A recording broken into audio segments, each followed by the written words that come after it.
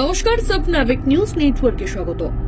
আরজিকর কাণ্ডে সিবিআই এর চলতি তদন্তের প্রতি অনাস্থা জানিয়ে ফের তদন্তের দাবি নিয়ে আদালতে দ্বারস্থ হয়েছেন নির্যাতিতার বাবা মা। সিবিআই যেভাবে শিয়ালদহ কোর্টে শুধুমাত্র সঞ্জয় রায়কেই একমাত্র অপরাধী বলে চিহ্নিত করে চার্জশিট দিয়ে তার কঠোরতম শাস্তির কথা বলেছে এবং 18 জানুয়ারি আদালতে অভিযুক্তর সাজা ঘোষণা করা হবে বলে জানা গেছে, তাতে ক্ষুব্ধ বিচার চাওয়া লক্ষ লক্ষ মানুষ, যারা 14 আগস্ট 2024 আরজিকরে ঘটে যাওয়া ঘটনার প্রকৃত তদন্ত দাবি করে পথে নেমেছেন বারংবার। বিচার চেয়ে উত্তাল হয়েছে সারা দেশ, কিন্তু পরিণতিতে কলকাতা পুলিশের দেয়া তথ্যকে যখন মান্যতা দিয়ে সিবিআই অপর দুই অভিযুক্ত আরজিকরের প্রাক্তন প্রিন্সিপাল সন্দীপ ঘোষ ও টালা থানার প্রাক্তন ওসি অভিজিৎ মণ্ডলের বিরুদ্ধে কোনো চার্জশিটই জমা দিতে পারেনি, তখন সিবিআই এর তদন্ত নিয়ে নানান প্রশ্ন উঠে আসে। প্রশ্ন উঠেছে তদন্তে সিবিআই এর ভূমিকা নিয়েও। তবে বিশিষ্ট আইনজীবী বিকাশ রঞ্জন ভট্টাচার্য হতাশ হতে রাজি নন। তিনি জানালেন, নিম্ন আদালতের রায়ে তদন্ত শেষ হতে পারে না। প্রাথমিক রায় ঘোষণা হলেও সিবিআই প্রাক্তন প্রিন্সিপাল সন্দীপ ঘোষ ও টালা থানার প্রাক্তন ওসি অভিজিৎ মণ্ডলের বিরুদ্ধে চার্জশিট জমা দিতে বাধ্য, কারণ সিবিআই তাদের গ্রেপ্তার করেছিল। জামিন হওয়া মানে নিরপরাধ প্রমাণ হয় না। আবার সেই রবীন্দ্রনাথকে করতে হয়, সেটাই বিচার। যখন যিনি বিচার করবেন, সাজা দেবেন এবং যে সাজা পাবে সকলেই একইভাবে কষ্ট পাবেন, কিন্তু বিচার সেইটাই।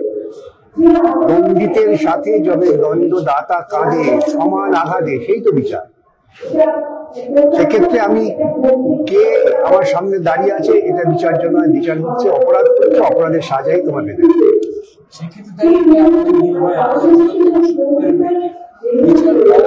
দেখুন, আমি আবারও বলি যে এই ধর্ষণ কাণ্ডে একজন অপরাধীকে ধরে সাজা দেওয়াটা কিন্তু বিচার নয়। ধর্ষণের যে একটা দর্শন আছে, সেই দর্শনের ধারাবাহিক লড়াই করাটাই হচ্ছে বিচার। আজকে একজনকে ফাঁসি দিলাম, কালকে আরেকটা ধর্ষণ হবে না তার কি গ্যারেন্টি? আমাদের দেশে প্রায় প্রতিদিন প্রতি ঘন্টায় ধর্ষণ হচ্ছে। তার কারণ আমরা মনে করি পুরুষরা যে একটা মহিলাকে উপভোগ করাটা আমার অধিকার, তার ইচ্ছে থাক বা না থাক, এবং সেটাই আমাদের দর্শন শিখিয়েছে, মৌলবাদী সংস্কৃতি শিখিয়েছে। তারই পরিণতি যা সাজা দেবেন দেবেন, কিন্তু সেটা হচ্ছে আংশিক বিচার হবে। কেন বিষয় হচ্ছে যে এই হত্যাকাণ্ডে যে সমস্ত সাক্ষ্য প্রমাণ ছিল সেগুলোকে লোপাট করা হয়েছে। সেই বিষয়ে এখনো সিবিআই কে চার্জশিট দিতে হবে, তা না হলে সিবিআই ওদের গ্রেপ্তার করবে প্রাথমিক অবস্থায়। সুতরাং সিবিআই যে করণীয় কাজ, নতুন করে চার্জশিট দিয়ে সাক্ষ্য প্রমাণ লোপাটের ব্যাপারটা সামনে আনে, এটা করতেই হবে।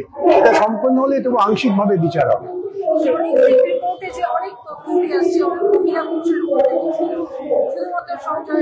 এগুলো সবই আমরা রিপোর্ট দেখছি, কিন্তু এই রিপোর্টের ভিত্তিতে তদন্ত করে তথ্য বার করতে হবে। ফরেন্সিক রিপোর্ট একটা এভিডেন্স, পিস অফ এভিডেন্স। তার ভিত্তিতে এখন খুঁজে বার করতে তারা কখন কে কারা কারা ছিলেন ওই প্রক্সিমিটিতে, তাদের প্রত্যেককে ধরে জিজ্ঞাসাবাদ করে হেফাজতে নেওয়া, এই কাজগুলো সিবিআই কে করতে হবে।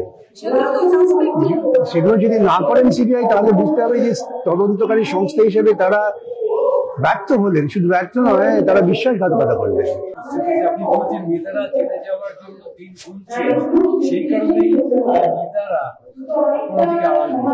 হ্যাঁ, এটা মানসিকতা।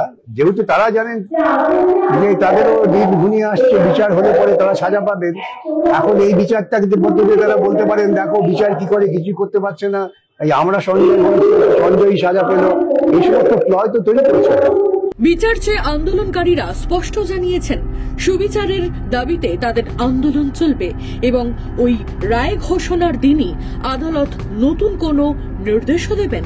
গৌতমী নাথ ও মৃত্তিকা সেনগুপ্ত, সাবনাভিক নিউজ, কলকাতা। সমস্ত খবরের আপডেট জানতে লাইক করে সাবস্ক্রাইব করুন সাবনাভিক নিউজ। সেই সঙ্গে বেল বাটন প্রেস করতে ভুলবেন না। আপনাদের একটা সাবস্ক্রিপশন আমাদের জন্য অত্যন্ত মূল্যবান। একই সঙ্গে ফলো করুন আমাদের হোয়াটসঅ্যাপ চ্যানেলটিও। জয় হিন্দ।